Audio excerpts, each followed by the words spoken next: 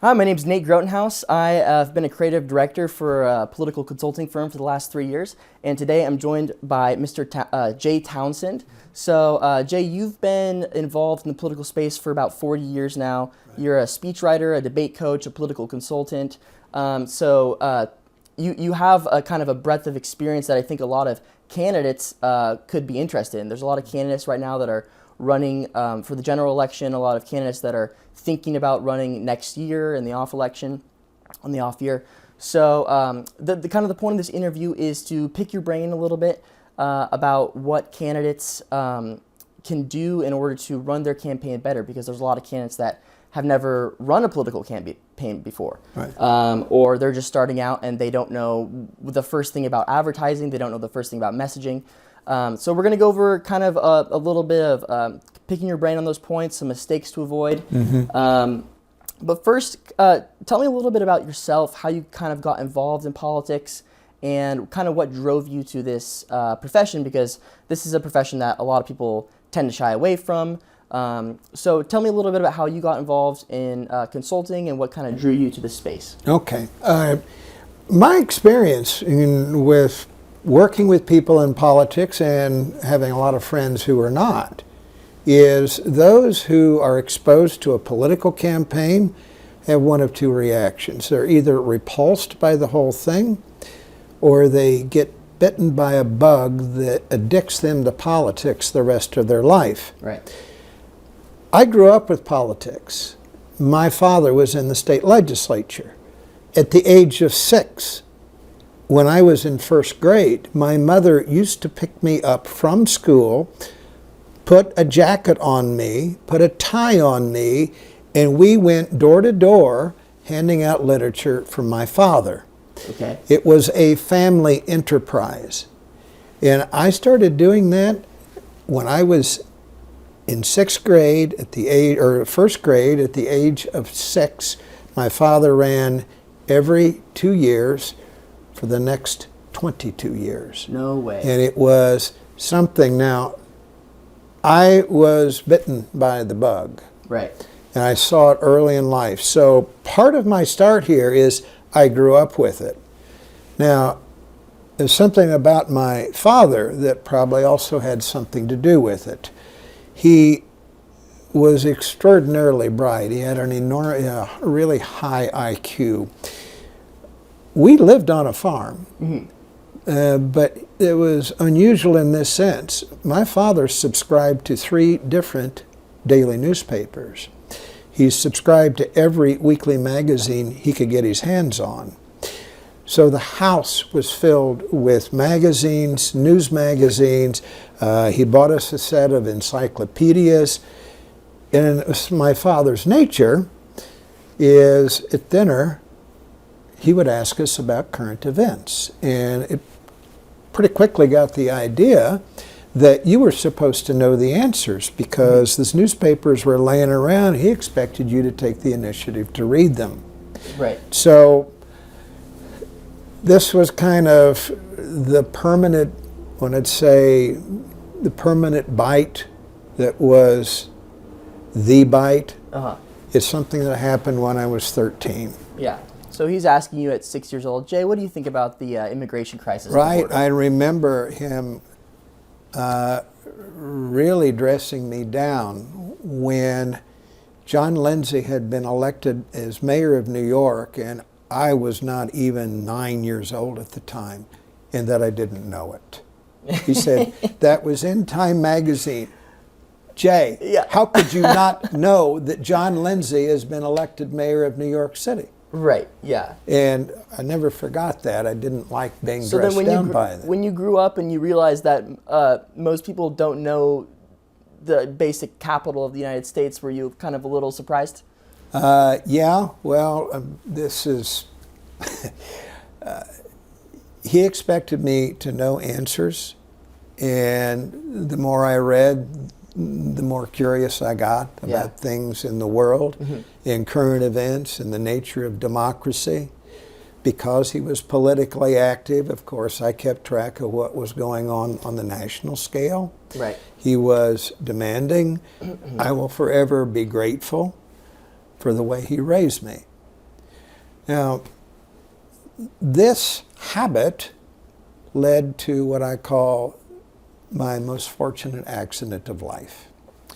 I came home from school one day when I was 13 years old and was getting ready to change my clothes and go do the chores. Newspapers were all over the table, and I started glancing at the headlines and noticed that Robert Kennedy was in the state of Indiana that day campaigning for president. This was 1968. So I thought, oh, I'm going to get my chores done early because Kennedy's going to be on TV tonight if he's here. Right. And I did. And I walked into and sat down in the living room. I still had pig manure on my pants. And I turned on the TV. Except when I turned on the TV, Kennedy wasn't there. The first thing I saw was cities all over the country on fire. It was burning and looting going on everywhere. And then came Lyndon Johnson, and he's pleading for calm and law and order amid this chaos. And about halfway through the newscast, there was Robert Kennedy. He was standing on the back of a flatbed truck in what was then called the ghetto of Indianapolis, and he's surrounded by this mass of people. He's one of the few white people in the footage. And he is talking about Martin Luther King. Martin Luther King was assassinated that afternoon. Most of the people who had gathered around him did not know it. Kennedy, off the cuff, talked for 5 minutes about the lessons of Martin Luther King and what he stood for, and how to properly celebrate his life and legacy and moving forward. And then he said, I know a lot of you are very angry, but violence and burning and looting is an insult to his legacy, and it won't help our cause. And I'm going to ask you tonight that you join hands and go to your homes and churches to pray and celebrate his life the way he would want you to. There was no violence in Indianapolis that night. It was the only major city in the country where there was none. I didn't realize that at the time. I sat there by myself in the family room watching this. But that germinated something. It took a few years, but I finally figured out when I was 17 what had struck me by that moment. It was the power of words. And it was one of my aha moments 4 years later that his words that night changed an entire city. And that is the one common, universal thing about human existence. The technology is different today than it's ever been. But there are similar things. It's the internet, it's social media now that didn't exist 20 years ago. But there was a time in our history when television didn't exist. There was a time in our history when radio did not exist. There was a time in our history when newspapers did not exist. So what is the one common thing about leadership and democracy? It's the power of words. Words are the most powerful drug humankind has ever known. You can trace every event in world history to somebody's adroit use of words, whether it's been for good or evil. That is the common thing. Now, here was my realization. Hey, Jay, if you're interested in politics, that's where the power is. It's the words. The words. Technology's always going to change. But if you can help people craft their words, the people you help can change the course of history. You know, it's interesting. I studied film production, and there's a saying that you can make a bad movie from a good script, but you can never make a good movie from a bad script. That is absolutely true. Yeah. All right, and I don't care how much money a candidate has. I don't care how much they spend on TV commercials or anything else. If they don't have a good message, Right. they're going to lose. Yeah. And a candidate with a really good message, if they keep repeating it and keep pushing, eventually goes viral. Right. So there's some candidates that have good ideas for their localities, good ideas for their cities. How do they get that good message? How do they draw that? Because sometimes you can have good ideas, but the messaging is off point, right? Mm-hmm. So how do you kind of narrow down that messaging from your good ideas to make it something that's going to kind of propel your campaign forward? Okay. Every day of the week, I get phone calls or applications from people who want to work with me. They want to talk. Mm-hmm. And one of the first questions I ask them is, if you run for office, what is it that you hope to accomplish? What wrong are you going to right? Mm-hmm. What injustice would you like to correct? What problem are you going to solve? How are you going to improve the life for people in your jurisdiction? Mm-hmm. And I always know those that do not have an answer on the tip of their tongue are never going to make good candidates. And those who have an answer, I don't care how minute or how crazy it sounds, but those who know are going to make a good candidate. Mm-hmm. It's the passion for the power to be used for good ends. Right. Right? Power in the hands of somebody who simply wants it for having power's sake, or for the sake of having power, somebody pursuing it just for the sake of power, is a very dangerous person. They are going to be a menace to democracy. Those who seek power to accomplish an end that is useful will use it wisely.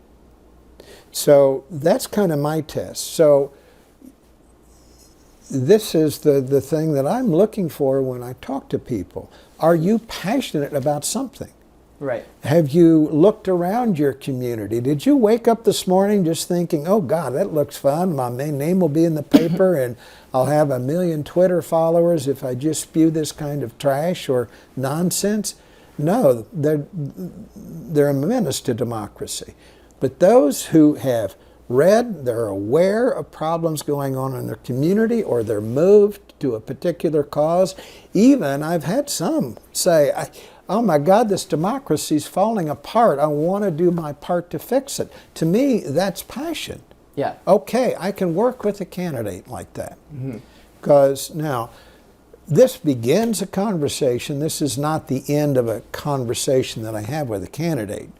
All right, I kind of want to know what is motivating him other than waking up today and saying, I've got to go fix this problem. Right, right. Usually, and this is true of people in politics, and I'll say it out loud, people who run for office are not normal.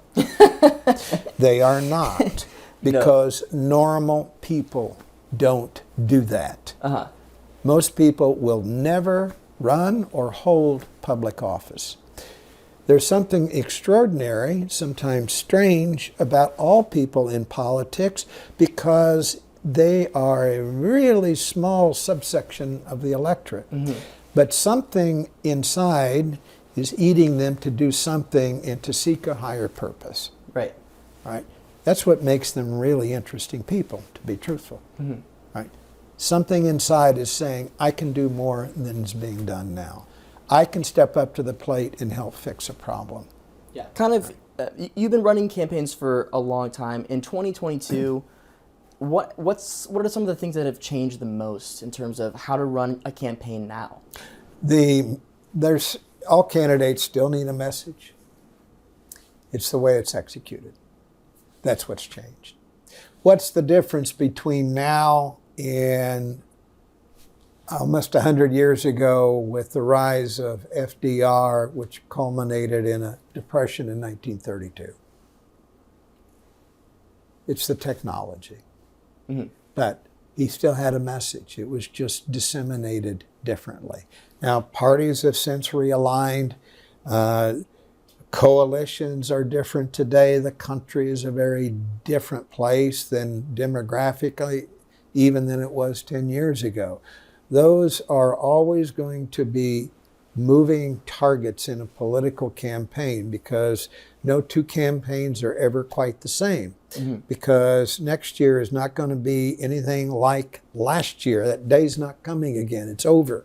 Yeah. All right. So it's what we call the shifting sands of democratic discourse.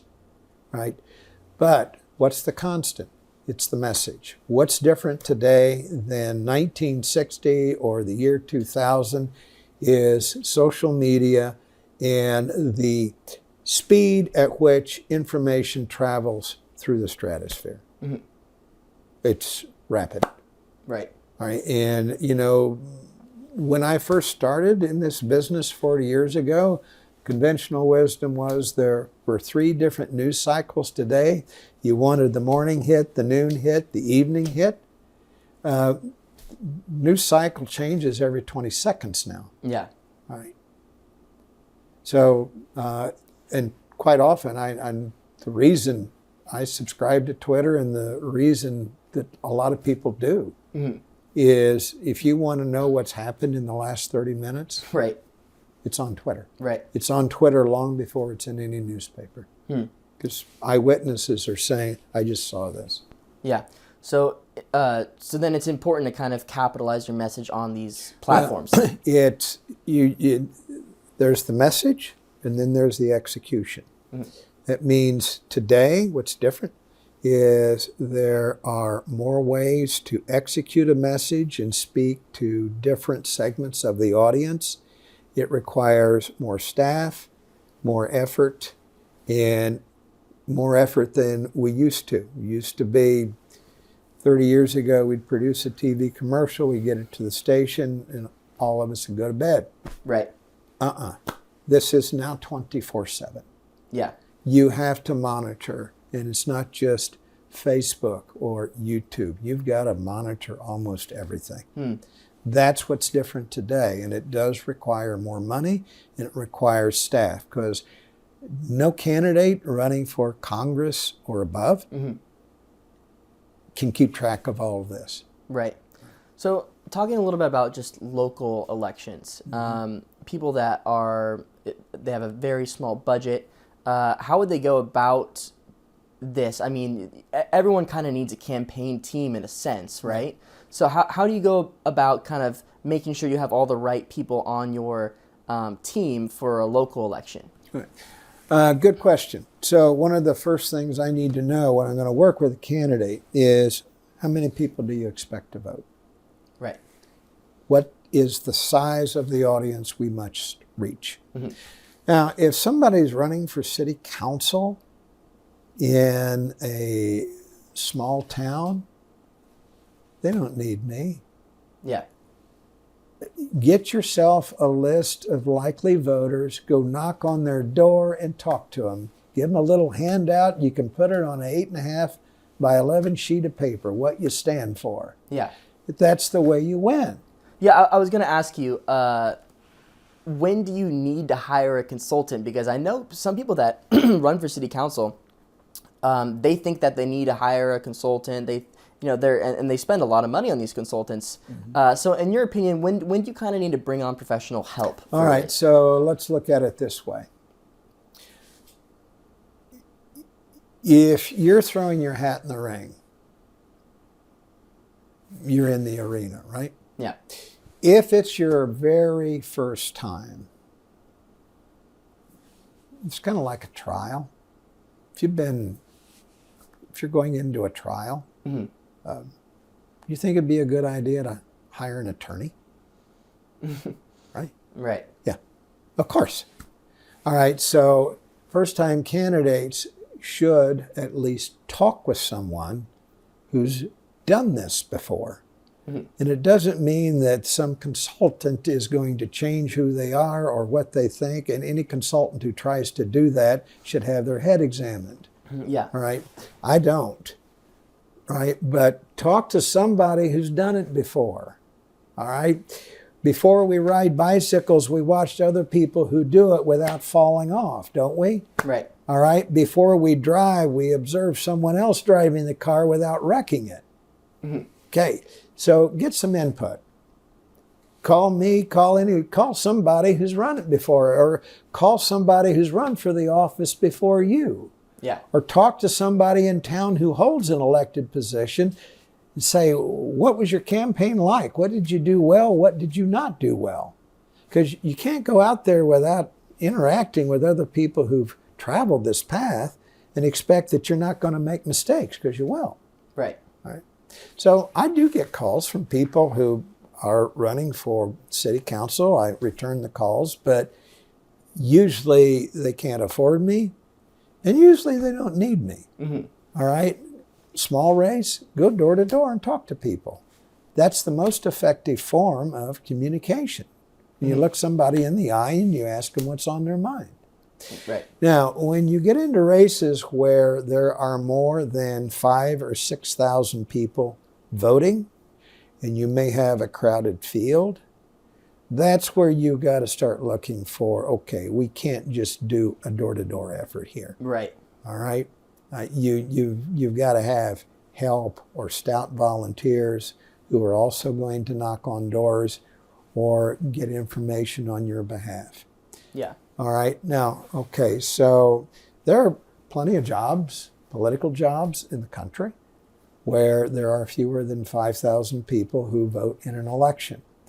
But there are also a lot, and the more people who vote in an election, the more complicated it can sometimes get. And so candidates, when they have to do more than door to door, also have to be engaged in raising money to pay for it, unless they're going to pay for it on their own. Yeah. Because here's the hard truth. Campaigns cost money. Post office isn't going to deliver your mail without money. Facebook is not going to run your ads without money. Get over it. All right? This is marketing. Yeah. So let's talk a little bit about fundraising.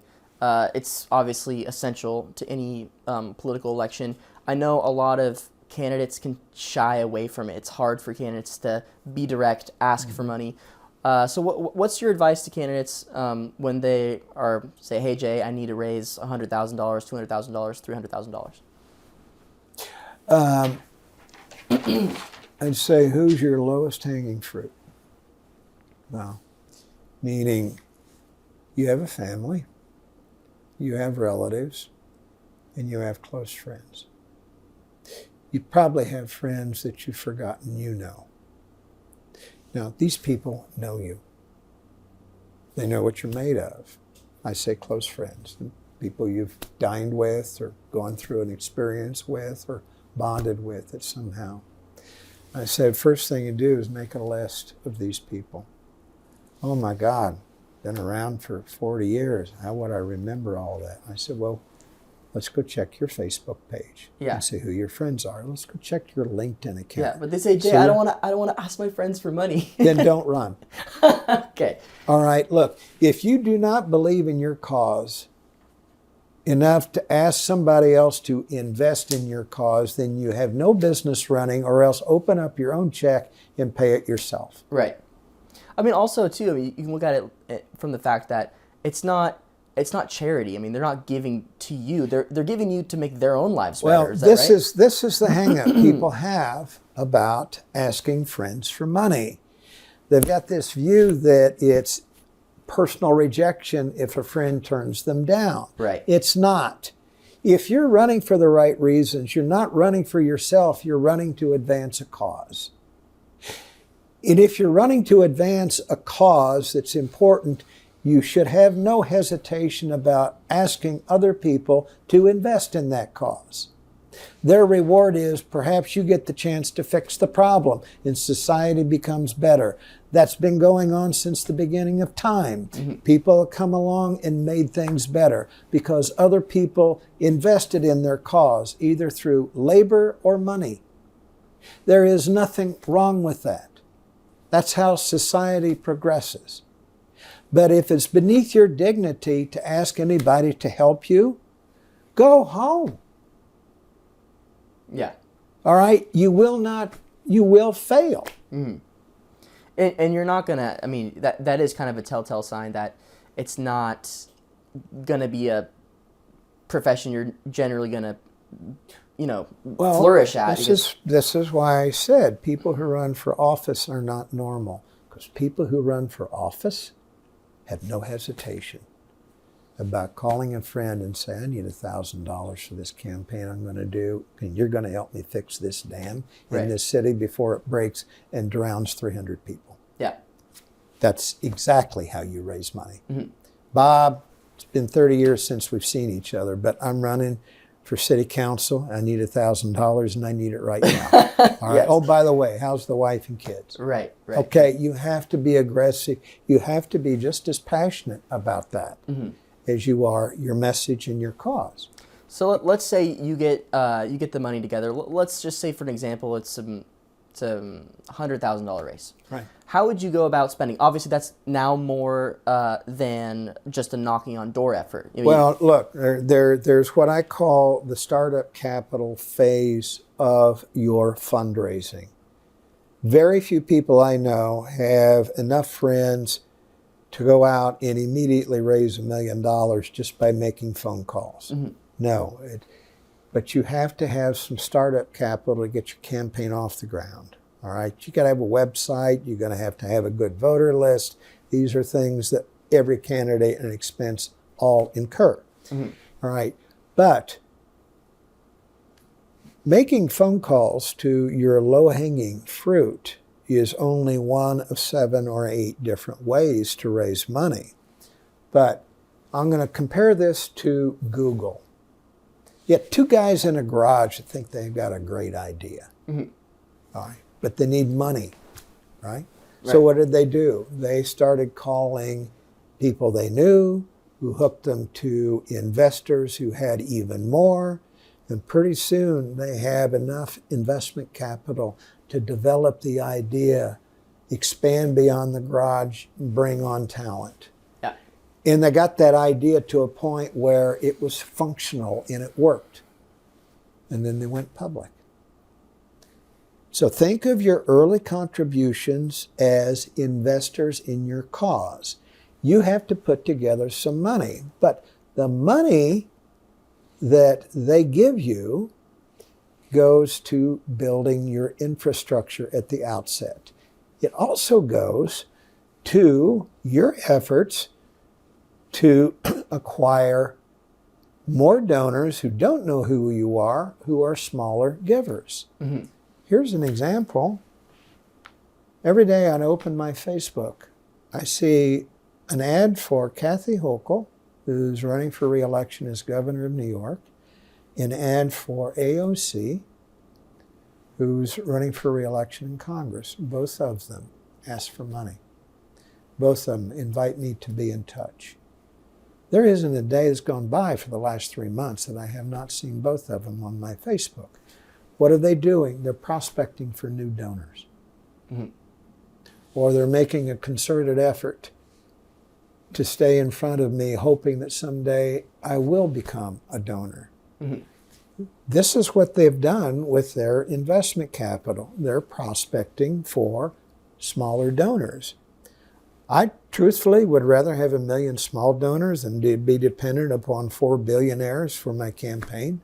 Because if the billionaires buy me the seat, they're going to think they own me. Right. Small donors won't. Mm-hmm. But that's the point of you have to make the effort to put together your initial seed capital. Now, some of your own large donors, your friends or people who of means who give to you, mm-hmm. Know people that you don't. And here's the truth about people who have money. They know other people who have money. So it kind of snowballs then. Yeah, it's with the principle of growing corn. Let's say you're running and you've hit 10 friends and those 10 friends gave you $1,000 each. Look at those $10,000 checks as 10 really precious kernels of corn. You want to plant them and water them and nurture them. So at some point, you double back to each one of those 10 people and say, hey, buddy, let me talk to you about how to protect your investment. Right. Can you do a fundraiser for me? Can you send letters on my behalf? Can you do a cocktail party? Mm-hmm. Can you do an email? Can you connect me with 5 wealthy people that you know and invite the 2 of us to have a chat? What you're doing then is meeting new people that you didn't know because the donor who invested in you connected you. Right. And it's the art of raising money. The most successful fundraisers do this every day of the week. Yeah. Do you think it's, I mean, obviously as the campaign gets bigger, you bring on more people. You think it's worth it in some cases to hire people to fundraise for you? It depends on who you're hiring. If you have, let's say, here's Florida, it's a big money state. If you've got a professional fundraiser who's capable of connecting you with a certain number of high-end donors, mm-hmm. who is known to them, trusted by them, it's what they call PAC fundraisers in Washington. If they can introduce you to people, mm-hmm. and open the door for you to make a presentation, they're worth it. Yeah. Because that donor may not take a phone call from you, but they may be willing to take one from a professional fundraiser that they've dealt with in the past. Right. Yes. So now there are some crooks out there in this business too. All right. That's why I say it depends on who you hire. But yeah. I've worked with professional fundraisers. I've had very good experiences with them, but they're very honest people. Mm-hmm. All right. So now let's go back to this initial friends list.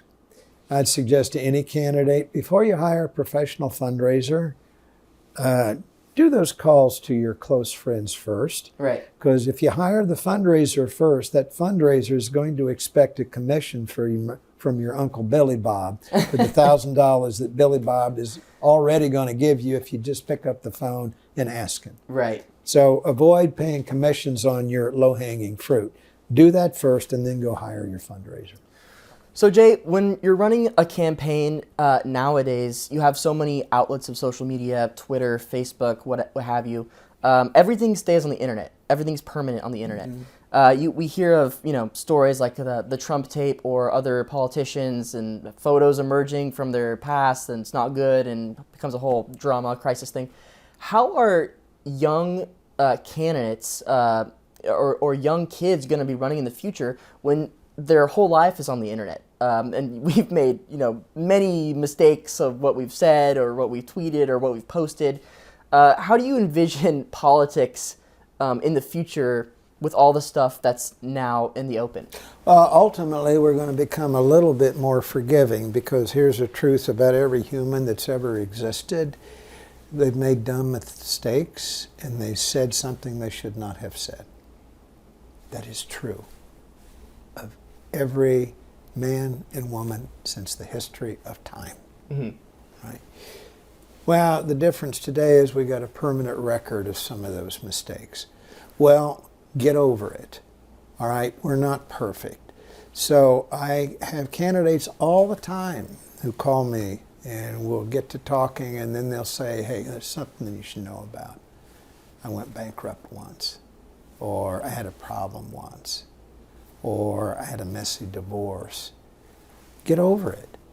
If you've got something that may be of a concern to voters, you're obligated to deal with that sin in your life up front at the beginning of the campaign. Mm. And tell people what happened and what you did to get past it, and then move on. Voters will forgive mistakes. What they have trouble forgiving is a serial liar who knows what they're saying is not true, or in the case you just saw it in Missouri. Mm. They couldn't forgive that guy beating his kids and beating his wife. And I do tell candidates there are 2 or 3 things you're never going to get past: spouse abuse, child abuse, kiddie porn. If you've been convicted of any of those things, you really shouldn't be running for office. All right, those are considered, in the course of public opinion, unforgivable sins. But you know, I once helped someone win an election who had had too much to drink and had a horrific accident, and we had to deal with that. And he'd caused it, and he readily admitted that he had done it. And we spent hours working on his speech to talk about something tragic that had happened in his life and the people he had hurt. And he went on to win the election. No way. Yeah, wow. It happened. But I knew when he told me that, okay, we cannot ever imagine that this is going to go away. This one's going to surface in this campaign, so he needs to explain this on his terms. Right. Because if he doesn't explain it on his terms, the opponent is going to explain it on their terms, and their terms are not going to be near as pretty as our terms. Right. That's the way you deal with this. All right. So we're now getting past this. At least we're moving in the right direction now, where one sin does not immediately disqualify you holding public office. One stupid mistake does not. Look at what we tolerate now and all the stupid stuff that is said by people on media, where I think we'll begin moving on. But the fact of the matter is, if you said it, there's probably a permanent record of it somewhere if it was in a video or recorded. Now, one thing I do tell any client when they approach me, I said, before you start talking to too many people, would you please go through your Twitter account, your YouTube account, your Facebook account, or any other social media you're on, and now, right now, get rid of stuff that is not a good reflection of your views or your position on something, because if you leave it there, your opponent's going to find it. So going off that point a little bit, you wrote a book called The Worst Mistakes Candidates Make. Right. So walk us through a kind of top 1 or 2 that candidates usually make. The number 1 is it is really difficult to run for office. You're not going to be home a lot. You're not going to be home for dinner. You're going to miss some weekends with your family. If your family hates what you are doing, they're going to make your life miserable as a candidate. And if you have to go home to a screaming spouse every night who's upset that you were out late, it's going to affect your performance. So the very first thing to do is sit down and have a discussion with your family. And ideally, you want to make them partners in your journey. If you do, they're going to have a great time, and they're going to get a lot out of it. As my father did. All right, now I don't remember that he asked my permission when I was 6 years old to run for the state legislature. But man, what an experience. Those priceless experiences I had as a child, and some of the doors that I knocked on. It was a learning experience for me. I was all in. I mean, I couldn't wait to go door to door after school. All right? So I enjoyed it. But that's number 1, is this is your family, and your friends in politics will come and go, but your loved ones should be very important to you. Have a talk with them. The second thing is, and this does trip a lot of candidates, you got to get a good examination of your family finances and make sure, because with the time a political campaign takes, you're not going to have as much time for work. You're not going to have as much time for your business. You're going to be under pressure to pay your campaign bills if for some reason you haven't raised enough. Your family finances have to be able to withstand a dip in income. So make sure that you've got a cushion put away, because you can always take a little bit of the campaign funds for yourself, though, can't you? You're not supposed to do that. Yeah, you really get yourself in trouble, right?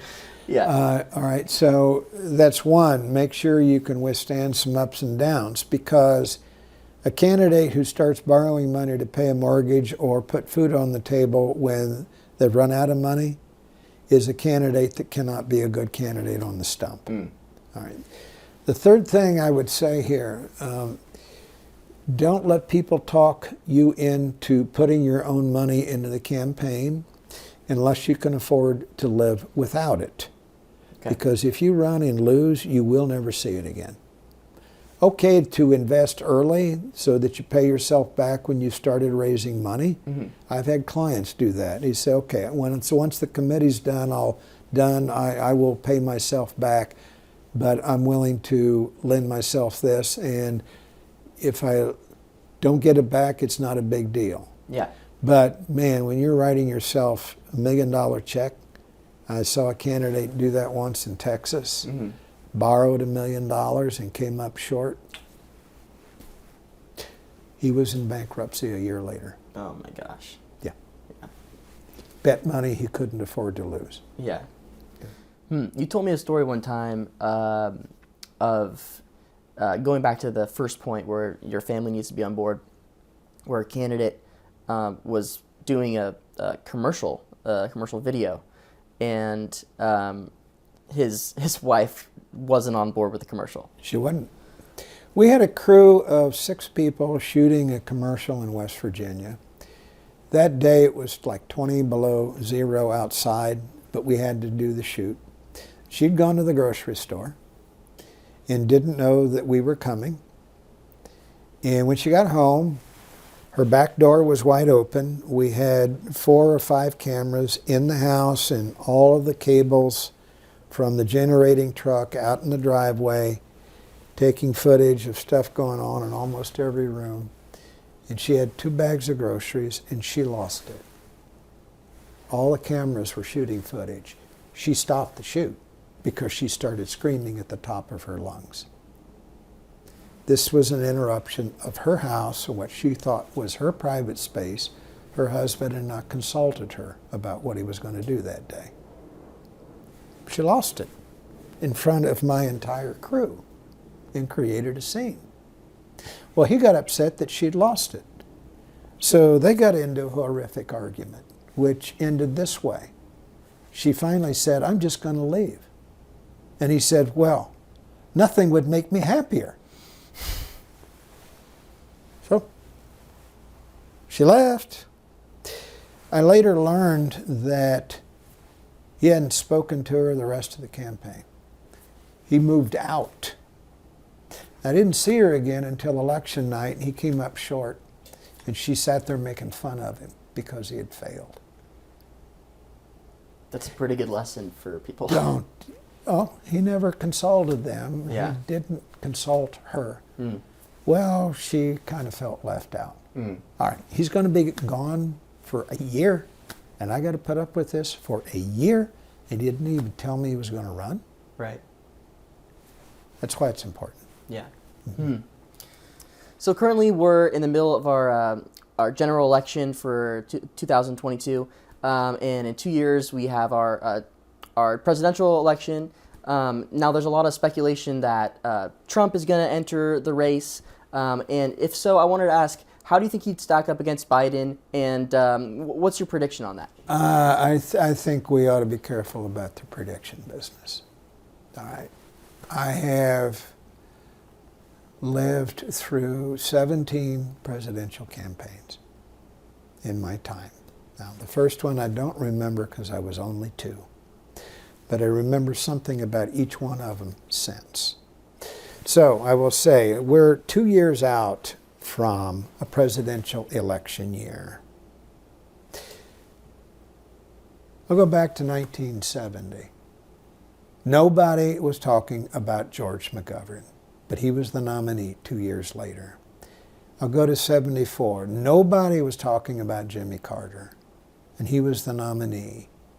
In 78, no one took Ronald Reagan seriously. He had been defeated in the primary 2 years before that. He was too old and washed up, too conservative. And he was the most successful two-term president in my time back then. Who took Bill Clinton seriously in 1992? History is full of people who emerge at the right time with a fresh message that moves the argument in a place where no one thought it would go. Mm-hmm. I mean, think back to 2014, who took Trump seriously? And here we are, 2 years before the presidential race, and we're thinking, is Trump going to run again? Well, we don't know the answer to that. Is DeSantis going to beat Trump? Is Biden going to run again? And it's really dangerous to be predicting this stuff when demographics are changing. We have no idea how the midterms are going to turn out yet. It's mm-hmm. even a little too early to start predicting the outcome in them. We don't know what the environment's going to look like. We don't know who's going to be indicted. There's too much we don't know and too much that's going to change in the next 2 years. Mm-hmm. I would caution any pundit, be careful about your predictions because they're permanent. And I've seen a lot of pundits get egg on their face when they got into the prediction business. All right. Here's what we do know. I think that we're going to have a real fierce debate about democracy. Mm-hmm. Because I see one party focusing on getting things done through democratic means, and I see another party that says, since we can't get what we want through Democrat means, we're going to change the laws so that bad people, the people that we don't think deserve a voice, don't have one. Mm-hmm. There's no way to cut through there's no other way to interpret. Some on the far right now saying, proudly proclaiming, I am Christian nationalist. Mm-hmm. Well, they also have a theocracy in Iran. That's where they're headed. You might get votes in an election in Iran, but if they don't think you're fit to serve because of the way you regard their deity, you don't serve. Right. Now, and we have some extreme, too, on the far left who think if I have to resort to anti-democratic means to get what I want, then the end justifies the means. Mm-hmm. Our democracy has survived a long time, but it's not permanent. To preserve a democracy, you have to have electeds that want to. One thing I wanted to ask is, there are candidates across the country that want to do just that, want to preserve democracy, good candidates, but they are running in a state or a region as a minority party. For example, if you're a Democrat running in in a Republican state or vice versa. I know that you have experience with that. So what would the advice be for those candidates on how to kind of get the message across in an area where you are in the minority? I work for candidates like that. I enjoy them. Mm-hmm. And whether you can win or not is not my top priority when candidates approach me. I will look at it, the situation, the demographics. And here's a question to somebody running in a really steep uphill district is, to what cause do you want to give life? What movement would you like to start? Because when you get a line on the ballot, you're going to get a podium. And if your opponent will debate you, there are going to be people watching what you say. What do you want out of this if you come up short on election night? What legacy? What lasting thing do you want from your candidacy? Yeah. Quite often they have a pretty good answer to that. That's what we shoot for. Now that's a different kind of campaign than one that's highly competitive where you got to be a little bit more careful about what you're doing, or one where victory is a foregone conclusion. Those bore me out of my mind. But, all right, some people insist, all right? Mm-hmm. So,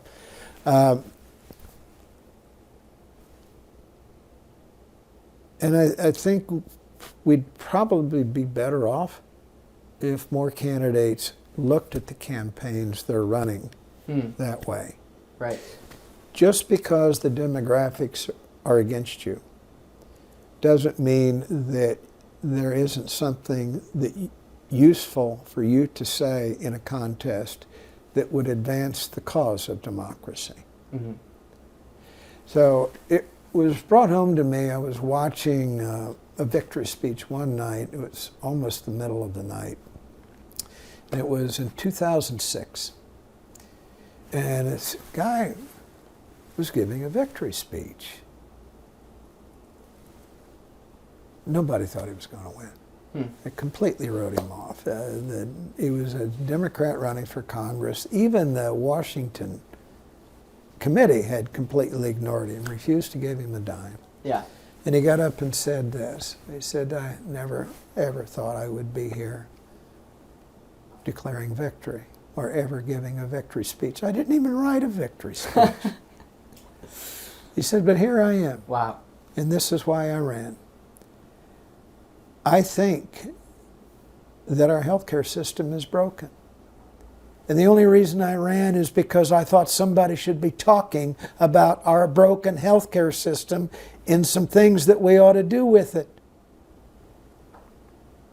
Well, I guess we learned there were a lot of voters concerned about the same thing, because here I go.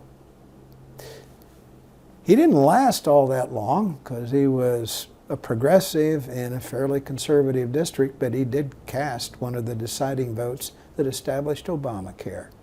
And I thought, as I was watching that victory speech, man, I am seeing absolutely the purest reason to run for public office is, what cause do you want to advance?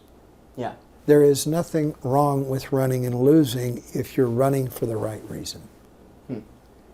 When you're running a race and you've got the momentum going, what do you need to keep in mind from the point when you started to the point when you're going to finish?